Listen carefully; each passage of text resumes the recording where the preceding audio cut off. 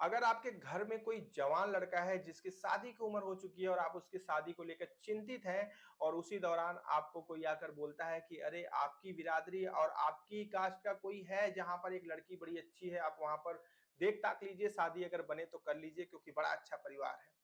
फिर आप जब सोचते हैं कि अच्छा परिवार है तो कर लेते हैं, आप ज़्यादा छानबीन नहीं करते हैं क्योंकि जो इंसान उस रिश्ते को लेकर आता है आप उस पे बड़ा भरोसा कर लेते हैं। और अगर आपके साथ धोखा हो गया, तो झेलिए ज़िंदगी भर, लेकिन अगर उससे भी बड़ा धोखा हो गया, तो क्या होगा? आज की कहानी उसी के ऊपर निर्भर है। नमस्कार दोस्तों, मेरा नाम है जीआरडी और आप देख रहे हैं 8 पीएम विद जीआरडी। चलिए इस कहानी की शुरुआत करते हैं और ये कहानी अजमेर जिला राजस्थान की राजस्थान के अजमेर जिला की ये कहानी है और इसमें एक शख्स जिसका नाम के राजन कुरानी नाम था इनका, मैंने नाम थोड़ा परिवर्तित किया है ताकि इनके घर की अस्मिता पे कोई फ़र्क ना पड़े।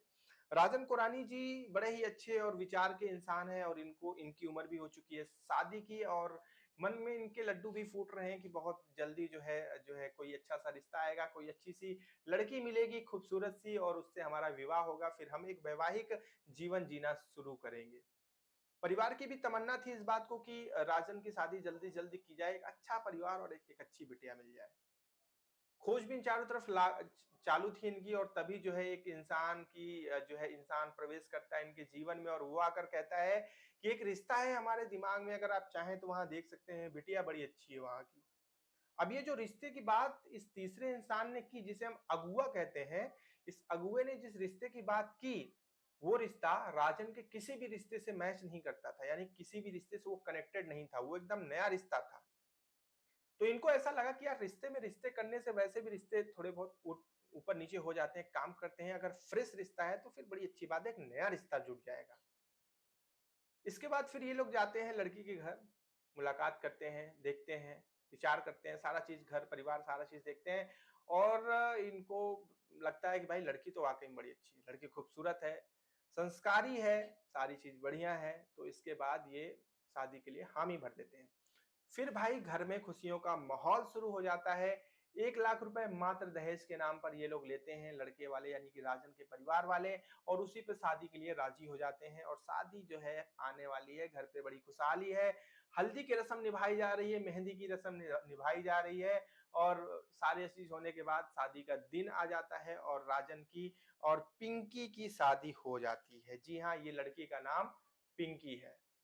अब जब दोनों लोगों की शादी हो जाती है तो फिर अब तो राजन को अपना पारिवारिक जीवन शुरू करना है, उसको एक खूबसूरत पत्नी भी मिल चुकी है, अब तो कहीं कोई टेंशन नहीं है। अब वाक़ई में कोई टेंशन नहीं था, सारी चीज़ अच्छी चलने लगी। 1 दिन बीत गए, 2 दिन बीत गए, 1 हफ्ते बीत गए और 10 दिन बीत गए। 10 दिन तक सारी चीज़ें सही चली, 11वें दिन पिंकी ने राजन से बोला कि माँ की तबीयत बहुत खराब है इसलिए मुझे अकस्मात जाना पड़ेगा। राजन मना नहीं कर सकते थे क्योंकि माँ की बात थी तो राजन ने बोला ठीक है आप जाइए लेकिन वापस कब आएँगी? बोली कि माँ जैसे ठीक हो जाएगी मैं वापस आ जाऊँगी।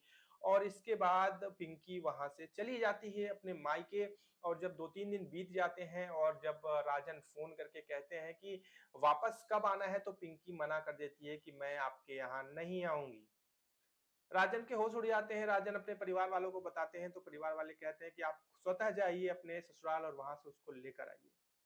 राजन जब अपने ससुराल पहुँचते हैं तो वहाँ पर भी पिंकी उनको साफ तौर पे मना कर देती है, कहती है कि आप वापस चले जाइए, मैं आपके साथ नहीं जाऊँगी। अब राजन को पूरी तरह से इस चीज़ की आशंका होती है कि ऐसा क्या हो गया कि ये सीधे-सीधे मना कर रही है। फिर राजन जब आकर अपने घर पे खोजबीन शुरू करते हैं तो उन्हें पता चलता है कि घर से 45,000 रुपए और सारे आभूषण गायब हैं।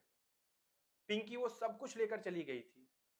फिर इसके बाद राजन और खोजबीन करते हैं तो उन्हें कुछ ऐसा पता चलता है कि उनके तलवे से जमीन खिसक जाती है क्योंकि उन्होंने जिस पिंकी से विवाह किया था वो पिंकी सिर्फ उन्हीं की पिंकी नहीं थी बल्कि वो उससे पहले 3 लोगों की पिंकी बन चुकी थी।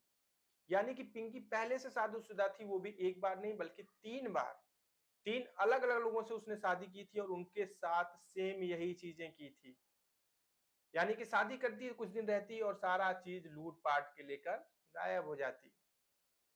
अब तो यहाँ पर राजन के होश उड़ गए कि वो तो चौथा पति बन गया उसका। इसके बाद राजन पुलिस में तहरीर लगाते हैं, पुलिस को शिकायत दर्ज करते हैं, सारा चीज़ खोजबीन शुरू हो जाती है, सारी चीज़ आगे होने वाली है, लेकिन कहानी तो सिर्फ इतनी ही थी क्योंकि आगे क्या होगा? क्या राजन 4 चौथा पति होकर स्वीकार करेगा पिंकी को? नहीं। और पिंकी का असली नाम यानी कि रेखा था। वैसे ये भी परिवर्तित नाम है, लेकिन जिस नाम से वो शादी करती थी वो पिंकी था और उसका वास्तविक नाम रेखा था।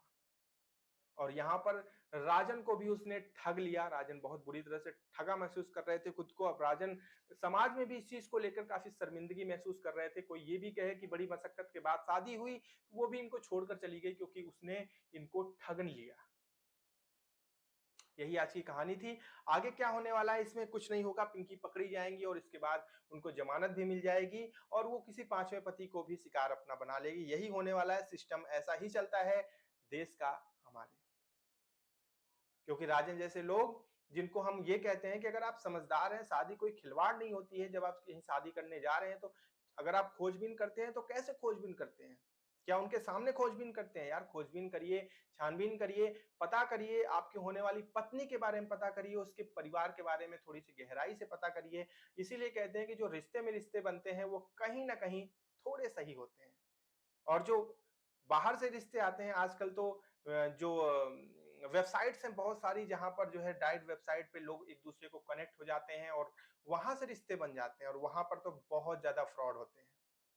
तो इसलिए आज के समय में सतर्क रहें, सावधान रहें। कोई पिंकी बन के आपको ना लूट ले, उससे पहले आप सावधान रहें और अपने मन की, अपने दिल की पिंकी को लेकर आए, उसको ना लेकर आए जो आपको ही लूट कर चली जाए। तो कैसी लगी कहानी बताइएगा। मिलूंगा अगली वीडियो में। रखिएगा अपना ध्यान, सतर्क रहें, सावधान रहें और सुरक्षित रहें।